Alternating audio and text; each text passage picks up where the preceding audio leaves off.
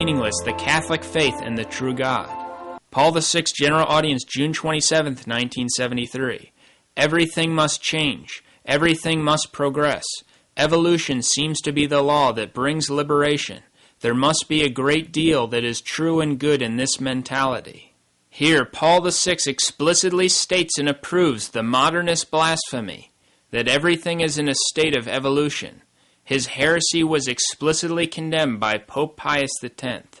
Pope Pius X, Pascendi number 26, September 8, 1907, explaining the doctrine of the modernists. To the laws of evolution, everything is subject. Dogma, church, worship, the books we revere as sacred, even faith itself. Paul VI on non-Christian religions. The Catholic Church teaches that all non-Catholic religions are false. There is only one true church, outside of which no one can be saved. This is Catholic dogma. Pope St. Gregory the Great.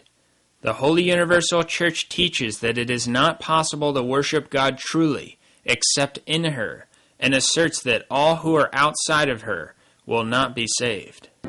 All of the other religions belong to the devil. This is the teaching of Jesus Christ, the Catholic Church, in sacred Scripture. See 1 Corinthians 10 verse 20 and Psalm 95 verse 5.